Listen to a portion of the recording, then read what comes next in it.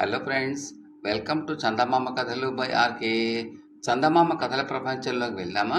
ఇప్పుడు చెప్పబోయే కథలలో మొదటి కథ బందిపోటు భైరవన్న. పట్టు వదలని విక్రమార్కుడు చెట్టు వద్దకు తిరిగి వెళ్ళి చెట్టుపై నుంచి శవాన్ని దించి భుజాన వేసుకుని ఎప్పటిలాగే మౌనంగా శ్మశానకేసి నడవసాగాడు. అప్పుడు శవంలోని బేతాళుడు రాజా, ఇంత అర్ధరాత్రి వేళ భీతి గొల్పి శ్మశానంలో అతి కఠినమైన శ్రమలకు ఓర్చగల నీ శక్తి సామర్థ్యాలను చూస్తూ ఉంటే ఆశ్చర్యం కలుగుతున్నది.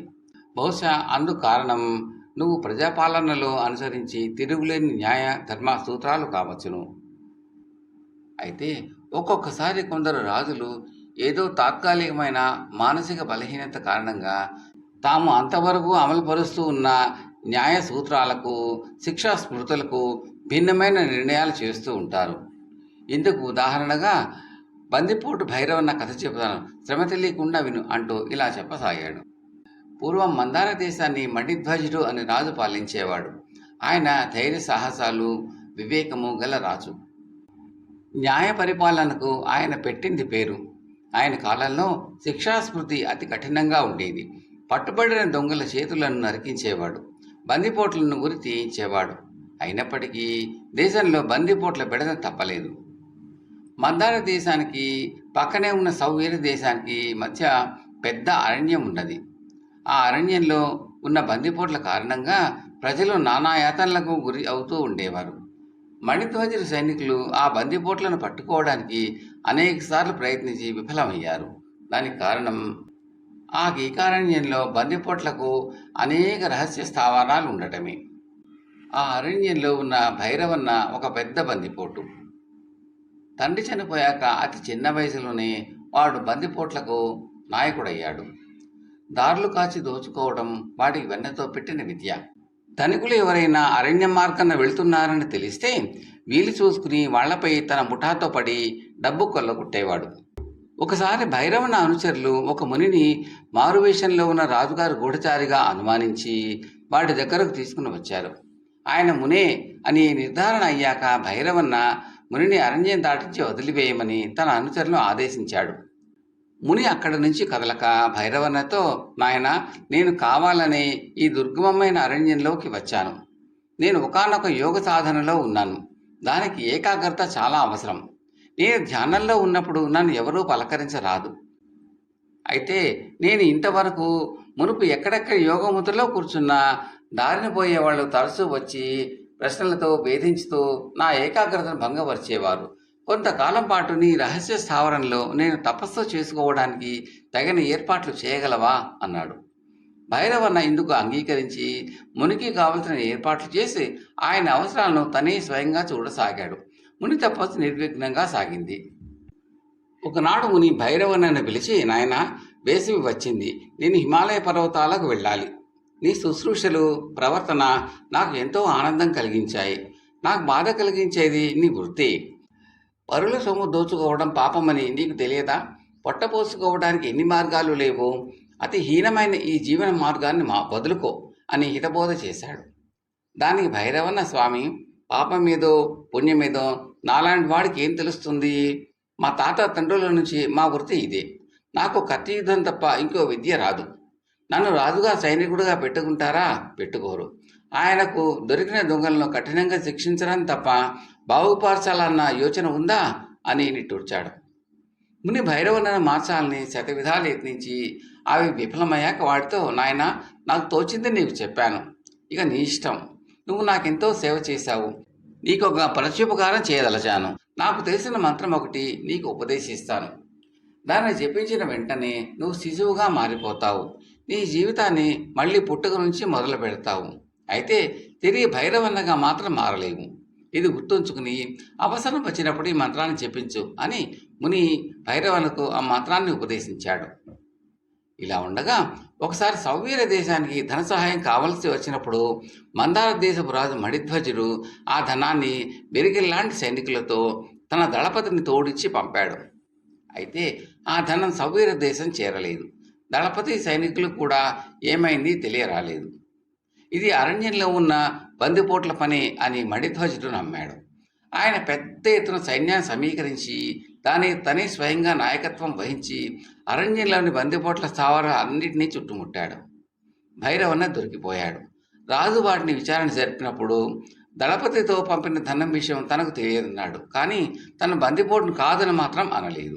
మణిధ్వజుడు భైరవన్న మాటలు నమ్మినా నమ్మకపోయినా వాడు బందిపోటుగా అరణ్యంలో పట్టుబడటం వలన వాడికి ఉరిశిక్ష విధించాడు. శిక్ష ఒక వారం రోజుల్లో అమలు జరగవలసి ఉన్నది.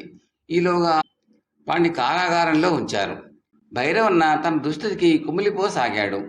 ఆ సమయంలో వాడికి ముని ఉపదేశించిన మంత్రం జ్ఞాపకం వచ్చింది. తెలతెలబారుతూ ఉండగా కారాగార రక్షకుడు తన భటులతోనూ తలారితోనూ వచ్చి కారాగారం తలుపు తెరిచాడు. భైరవన్నను నిద్రలేపడానికి దుప్పటి తొలగించగానే దాని కింద ఒక చంటిబిడ్డ కనిపించాడు. ఆ పసివాడు కేర్ కేర్ మనగానే వాళ్ళందరూ తుళ్ళి పడ్డాడు. వేసిన తలుపులు వేసినట్టే ఉన్నాయి. తప్పించుకోవడానికి ఇంకో మార్గం లేదు. కారాగారాధిపతి పసిబిడ్డను ఎత్తుకుని పరీక్షగా చూశాడు. ఆ పాప కుడిచెంప మీద మచ్చ ఒకటి కొట్టవచ్చినట్టు కనిపించింది. భైరవన్న కుడిచెంప మీద కత్తిగాట్లు ఉన్నట్టు అతడికి గుర్తొచ్చింది. ఆ బిడ్డలో భైరవన్న పోలికలు అనేకం ఉన్నాయి. భైరవన్న పసిపాడుగా మారాడు అనటంలో ఎటువంటి సందేహానికి తావులేదు. అయితే రాజుగారు ఉరి తీయమన్నది భైరవన్నను. వాటికి బదులుగా ఉన్న పసికన్నును ఏం చేయాలి? పసిపాపను తలారికిచ్చి శిక్ష అమలు చేయాలా? కారాగార రక్షకుడికి ఏం చేయాలో తోచలేదు. రాజు మణిధ్వజుడు కొలువు తీరి ఉన్న సమయంలో కారాగారాధిపతి పసివాడితో అక్కడికి వెళ్ళి జరిగింది చెప్పాడు. మణిధ్వజుడు సభాభిప్రాయం అడిగాడు. అప్పుడు వర్తక ప్రముఖుల్లో ముఖ్యుడైన ప్రమోదగుప్తుడు అని ఆయన లేచి, మహారాజా, ఈ పసివాడి రూపంలో ఉన్నవాడు నిస్సందేహంగా బందిపోటు భైరవన్న. నిర్భేద్యమైన మందారదేశ కారాగారం నుంచి ఈనాటి వరకు ఎవరైనా తప్పించుకోగలిగారా?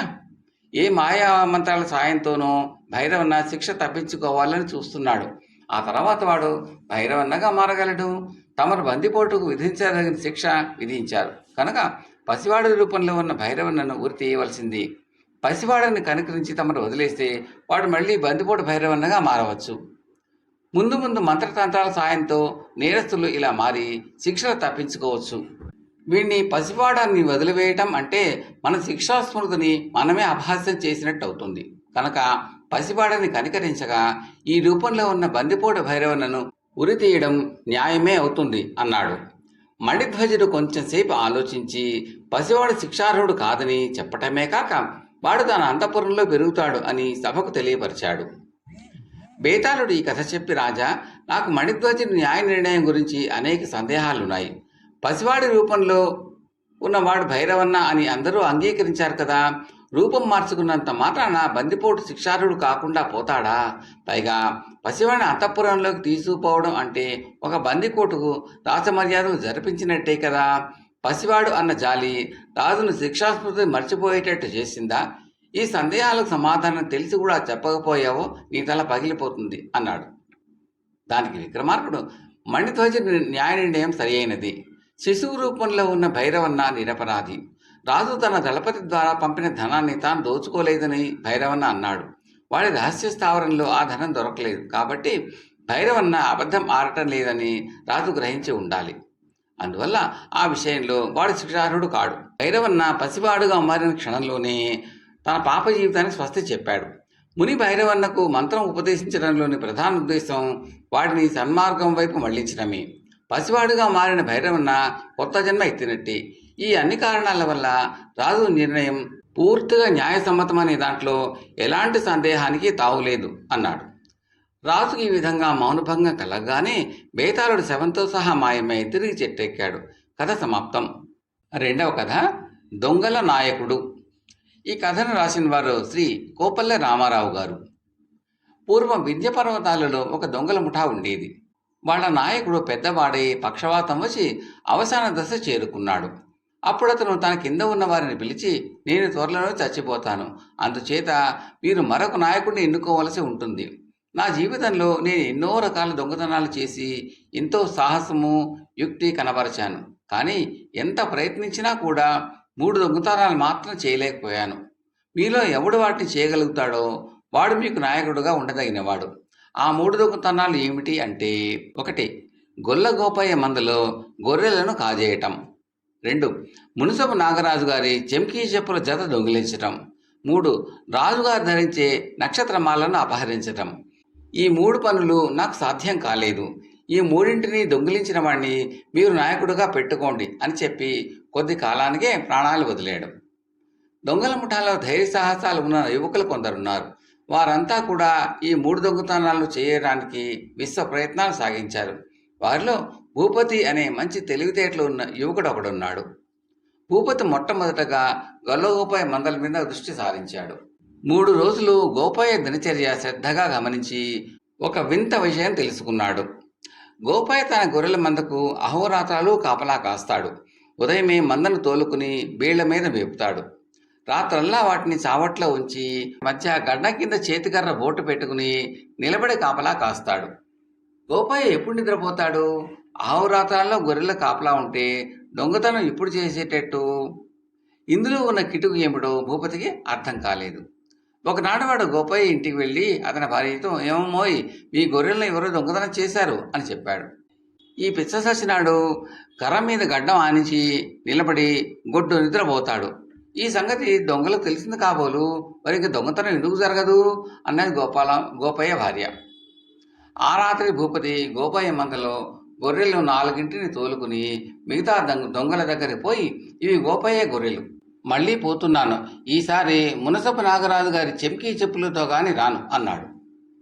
మునసపు నాగరాజు తరచు అడవి దాటి బస్తీకి పోతూ ఉంటాడు. ఆయన నాగదేవత భక్తుడు. ఈ 2 విషయాలు తెలుసుకున్న భూపతి తన పథకం నిర్ణయించుకున్నాడు. బస్తీకి అడవి గుండా వెళ్లే దారి పక్కన ఒక చోట పుట్ట ఉంది. భూపతి దాని చుట్టూ కంచె ఏర్పాటు చేసి ఆ ఆవరణలోకి దారి వదిలిపెట్టి పుట్ట నిండా పూలు చల్లాడు. అది మొదలు ప్రతిరోజు వాడు పుట్ట మీద పసుపు, కుంకుమ, గంధము, పూలు చల్లుతూ అక్కడికి రోజు వచ్చి జనం పూజ చేసి పోతున్నట్టుగా కనబడేలాగా చేశాడు. 1 వారం గడిచింది. మునసపు నాగరాజు బస్తీకి వెళ్ళవలసిన పని తగిలింది. ఆయన చెంకీ చెప్పులు తొడుక్కుని అడవిదారిని పోతూ పుట్టమన్న చోటికి వస్తూనే ఆగి లోపలికి తొంగి చూశాడు. అక్కడ చాలా రోజులుగా నాగపూజ జరుగుతున్నట్టు స్పష్టంగా కనబడింది. నాగరాజు నాగభక్తుడు కావటం చేత దగ్గర ఉన్న అడవి పూలు దోసెడు కోసి చెప్పులను కంచె దగ్గర వదిలి లోపలికి వెళ్ళి నాగదేవతను ధ్యానం చేస్తూ పూలు చల్లాడు. పక్కనున్న పొదల్లోనే నక్కి ఉన్న భూపతి మునసపు గారి చెంకీ చెప్పులను సంగ్రహించి అడవికి అడ్డం పడి వెళ్ళి దొంగల ముఠాను చేరుకుని, ఇవి మునసపు నాగరాజు గారి చెంకీ చెప్పులు, ఈసారి రాజుగారి నక్షత్రమాలతో మీకు కనిపిస్తాను అన్నాడు. భూపతి తిన్నగా రాజధాని వెళ్ళి రాజుగారి నక్షత్రమాలను తస్కరించడానికి అనేక రకాల ఎత్తులు ఆలోచించాడు. రాజుగారికి 3 కుమార్తెలు ఉన్నారు, కానీ మగపిల్లలు లేరు. ఈ విషయం ఆధారంగా చేసుకుని నక్షత్రమాల హరించడానికి భూపతి ఒక ఎత్తు వేశాడు. వాడు 3 మాసాల పాటు బైరాగులతో తిరిగి గడ్డము, మీసాలు, జుట్టు పెంచాడు. వాళ్ళ వేషభాషలన్నీ గమనించాడు. తాను కూడా ఒక జింక చర్మాన్ని చంకన పెట్టుకుని రాజభవనానికి వెళ్ళి బదరీ ఆశ్రమం నుంచి వస్తున్నాం, రాజుగారిని దీవించిపోవాలని వచ్చాం అని కబురు చేశాడు. భూపతికి రాజుగారి దర్శనం ఇచ్చాడు. రాజు మెడలో నక్షత్రమాల ఉన్నది. అది సులువుగా 1,00,000 పైనే చేస్తుంది. భూపతి చెయ్యెత్తి రాజును ఆశీర్వదించి, మీ కుమారులెక్కడా, వారిని కూడా దీవించి వెళ్ళిపోతాం అన్నాడు. రాజముఖంలో సిగ్గు చేవురించింది. నాకు కుమార్తెలే ఉన్నారు, ఇంకా కుమారులు కలగలేదు అన్నాడు ఆయన. భూపతి ఆశ్చర్యం అభినయిస్తూ, ఈ నక్షత్రమాల ధరించిన వారికి పుత్ర సంతతి కలిగి తీరవలనే అన్నాడు. రాజుకు ఆ సంగతి లోగడ ఎంత గొప్ప జ్యోతిష్కులు కూడా చెప్పలేదు. నిజానికి అది భూపతి కల్పన. రాజు ఈ మాట విని ఆశ్చర్యపోయాడు. ఏది, ఆ హారం ఒకసారి చూడనివ్వండి అని భూపతి రాజు మెడలో ఉన్న నక్షత్రహారాన్ని తీసుకుని దాన్ని శ్రద్ధగా పరీక్షిస్తున్నట్టు అభినయించి అనుకున్నంత అయింది. దీని చేతలో కొన్ని తప్పులున్నాయి. వీటిని రాత్రిపూట నక్షత్రకాంతిలో పరీక్షించి అవసరమైన మార్పులు చెప్తాను. ఆ తర్వాత మీకు మగ సంతానం తప్పక కలిగి తీరవలే అన్నాడు. ఆ రాత్రి భూపతిని రాజభవనంలోనే ఉంచారు. భూపతి ఆ హారాన్ని తెల్లవారును నక్షత్రకాంతిలో పరీక్షిస్తూ, ఇంకా రేవతి ఉదయించలేదు, ఇంకా రోహిణి ఉదయించలేదు అంటూ కాలయాపన చేస్తున్నాడు. నక్షత్ర పరీక్ష జరిగేటప్పుడు అక్కడే ఉన్న రాజ్యోద్యోగులందరూ నిద్రకు జోగసాగారు. 3వ జాములో అందరూ నిద్రమత్తులో ఉన్న సమయంలో భూపతి చల్లగా రాజభవనం దాటి హారంతో సహా పరారయ్యాడు. భూపతి నక్షత్రహారాన్ని తీసుకురాగానే దొంగల ముఠావాణ్ణి తమ నాయకుడిగా చేసుకున్నారు. అయితే రాజు భూపతి చేసిన పనిని మెచ్చుకుని అతనికి పెద్ద ఉద్యోగం ఇస్తానని చాటింపు వేయించాడు.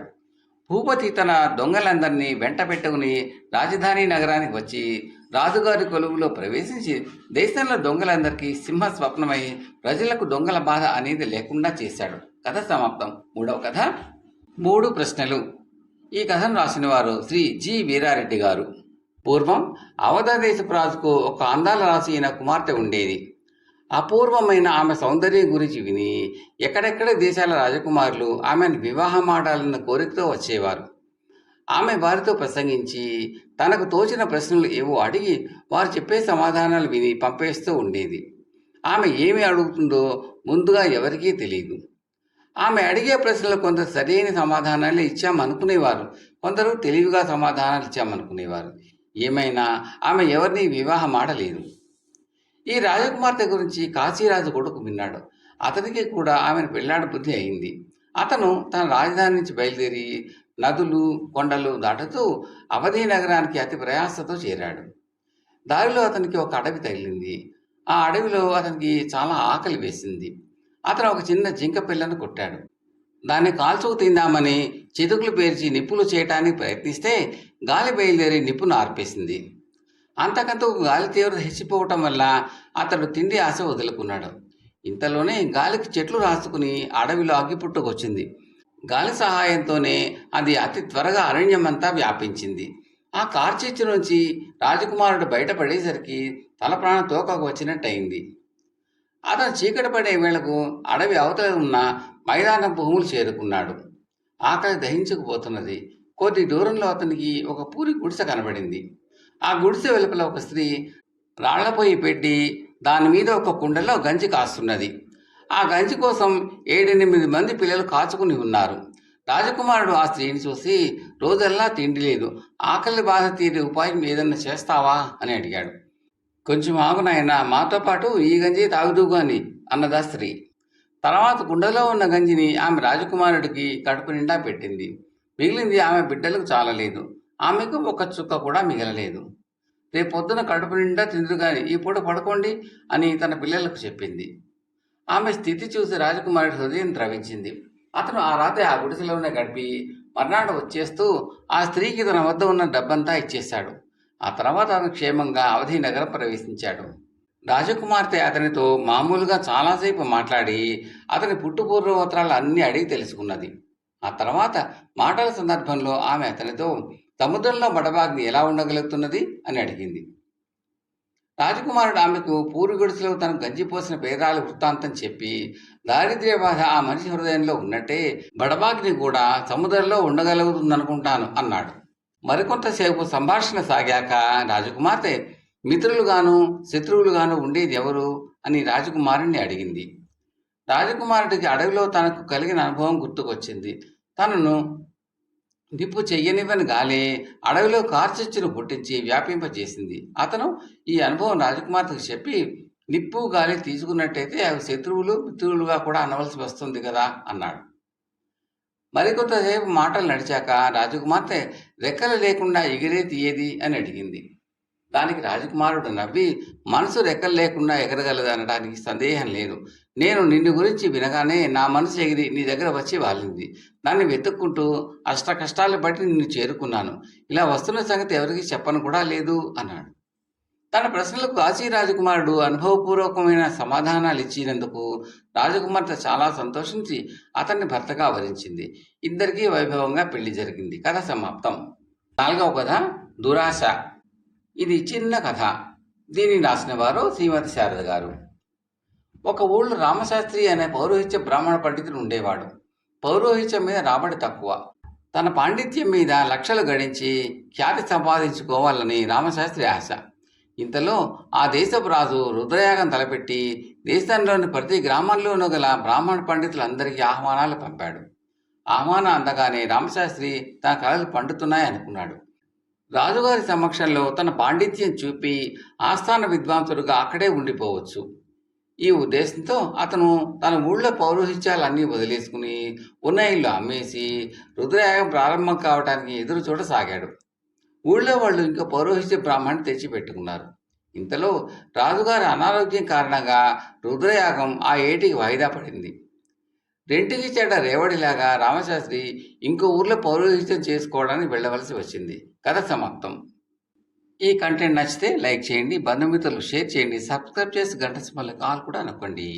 ఇలా చేయడం వల్ల నేను పెట్టబోయే తదుపరి వీడియోలన్నీ కూడా మీరు చూసి ఆనందించవచ్చు. ఈ కథలపై మీ అభిప్రాయాలను కామెంట్లలో తప్పక తెలపండి. Thank you very much.